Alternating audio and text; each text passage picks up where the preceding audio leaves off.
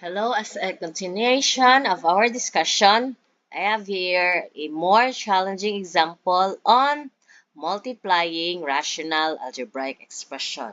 So we have x cubed minus 27 all over x to the power of 4 minus 9x squared times x to the fifth power minus 6x to the fourth power plus 9x cubed all over x squared plus 3x plus 9. So what are we going to do first? First, we are going to factor each term in the expression. We start with the numerator. So how are we going to factor out x squared minus 27? So as previously discussed, this is the difference of two cubes, or simply the difference of cubes. So how are we going to write the difference, or how are we going to factor out terms with the difference of two cubes? So saan na to siya? So as you all know, if the difference or the sum of two cubes, we have two terms in two factors. You have your binomial factor and your trinomial factor. In the binomial factor, you simply find the cube root of each term. So, cube root of x cubed is x. Copy your operation. And cube root of 27 is 3 because 3 times 3 times 3 is 27. For the trinomial factor, you simply look at your binomial factor. What are you going to do with the binomial factor? You simply square the first term and then multiply the first and the second term. So that is x times 3, that is 3x. Instead of following the operation, you write the opposite. So what is the opposite of minus? That is plus. And then square the last term. So plus 9. Next, we have your denominator. How are we going to factor out the denominator? What can you say about the denominator? Is it the difference of two squares? Could be. But notice that there are common terms. So first, we are going to use the common monomial factor. So what is common in x to the power of 4 minus 9x squared? What is common? Very good. Common is x squared. So we get x squared. X to the fourth power divided by x squared, that is x squared. Minus 9x squared divided by x squared, that is 9. Next, we go to the next term in the numerator. What can you say about x to the power of 5 minus 6 to the power of 4 plus 9x to the power of 3? Naa sila'y common monomial factor. Unsa man ilang common monomial factor? We have 5, 4, 3 as an exponent. What is the common factor? X to the power of 3. So, x to the power of 5 divided by x to the power of 3, that is x squared. Minus 6x to the power of 4 divided by x cubed, you have 6x. Plus 9x cubed divided by x cubed, plus 9. You have now your first term in the numerator of the divisor. Next, ari na pud ta diri. Kani siya. Si x squared plus 3x plus 9.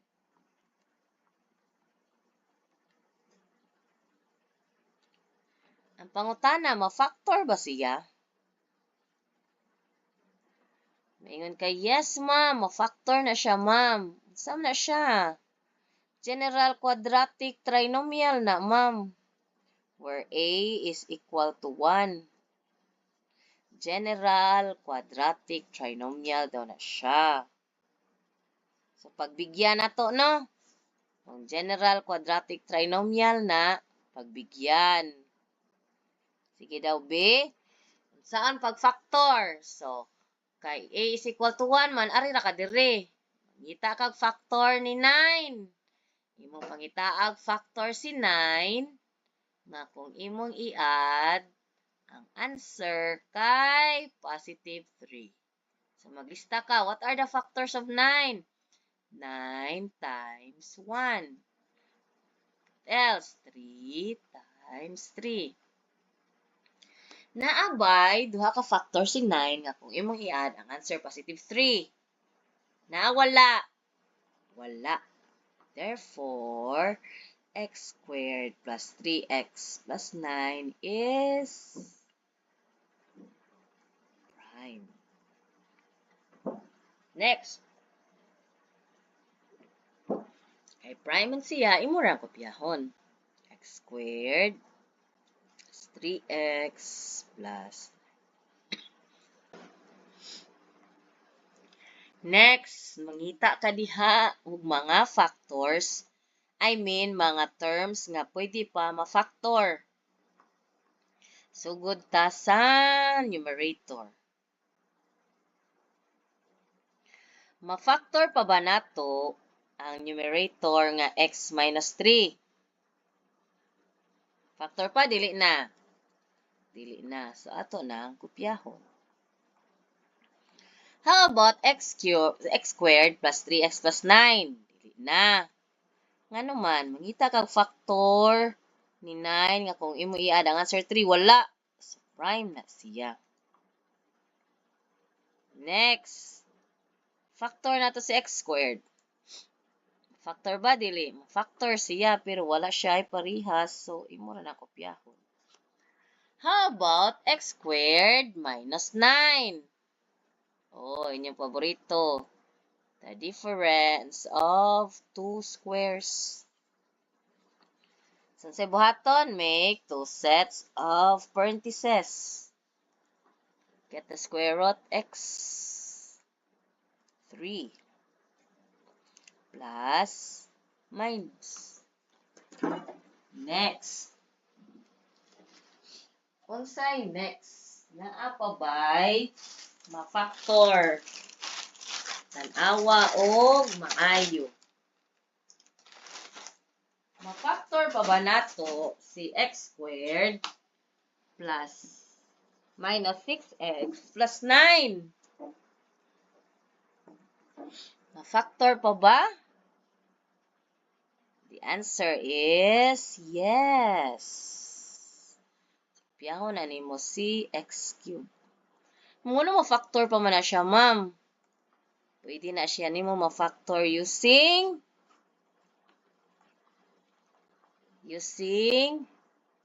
GQT, where A is equal to 1. Kung di ka ganahan, pwede sad na siya perfect square trinomial. Saon man, make two sets of parentheses. Get the square root of x squared, x. Find factors of 9 nga kung imong i-add ang answer negative 6. Factors of 9 nga kung imong i-add ang answer negative 6. O, wala na ilain, negative 3 and negative 3. Negative 3 times negative 3 is positive 9.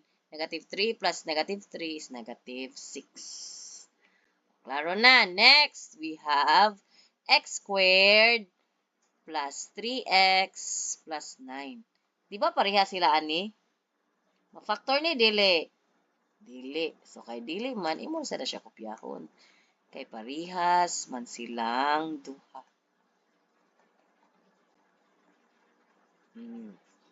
Napa ba ma-factor? Wala na. Wala na. Kung wala na yung ma-factor, pwede na ka mo cancel out. Oh, asa man ang parihas? X plus 3. Asa pa gyud? X minus 3 di ay. What else? You have x squared plus 3x plus 9, x squared plus 3x plus 9. Napa? Naa. X squared o x cubed. Unsay mabilin? X na lang. Napa, wala na. Wala na. So, imo na nang isuwat ang mga nahibilin. Unsay mga nahibilin? Unsay nahibilin sa numerator? X times x minus 3 times x minus 3. How about in the denominator? Unsay nahibilin sa denominator? You have x plus 3. Napabailain? Wala na. Pangutana, pwede makancel si x sa numerator niya, si x sa denominator. Pwede makancel, dili. Dili. Ano man, si x sa denominator, nama siya kuyog nga x plus 3. They are taken as 1, so you cannot separate them. Ma'am, kani, cancel ako, si x, ma'am, niya, si 3, pareha man sila. Dili, gihapon, pwede makancel. Kaya nga naman, sa ibabaw, x minus 3 na siya'y operator nga minus. They are bound together. They are together, so you cannot separate them. Siya sad, nasa siya plus. It binds the x and the 3 together, so you cannot separate them. So, kung wala na kay common, una na siya imuhang final answer. So, kung na ay mga pangutana, PM ang teacher. Ano yung mga sayop, inform the teacher. Okay? Thank you.